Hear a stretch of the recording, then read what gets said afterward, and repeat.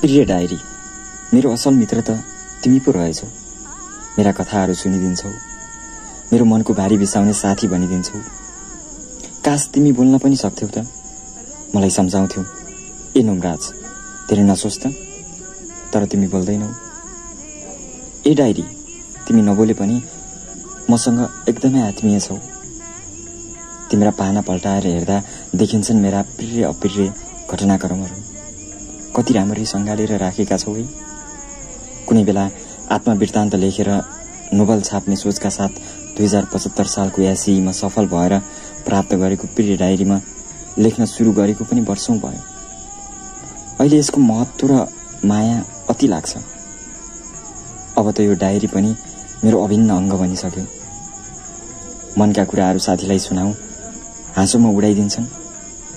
आखिर आजभोलि कसलाई फुर्सद छ र ध्यान दिएर कसैका कुराहरू सुनिरहन।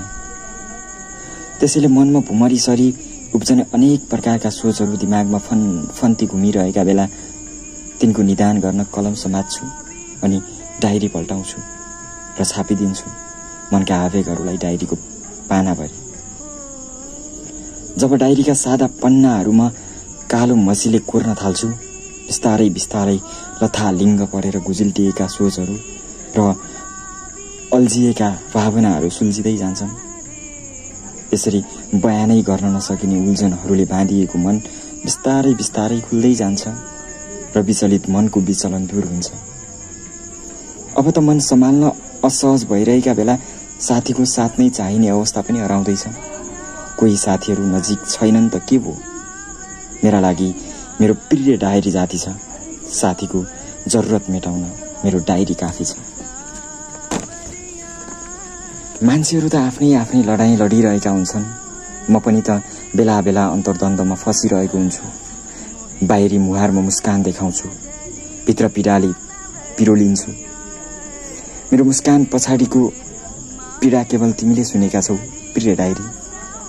भित्रभित्र मन जलिरहेको हुन्छ। जलेको मनबाट धुवा आँसु बनेर बग्न खोज्छ। कहिलेकाहीँ रोएर मन हलुका बनाउने प्रयास नगरेको पनि त होइन, तर केटा मान्छे भएर रुने हो भन्ने आवाज कानमै गुन्जिन्छ। समाजको यही भनाइले आँसु रोकिदिन्छु। त्यसैले आफ्ना तिर्सना, वेदना, आलाप विलाप यही कोरा कागजमा पोखिदिन्छु। प्रिय डायरी, नरिसाउला। मेरा वेदनाले तिमीलाई त नदुखाउला।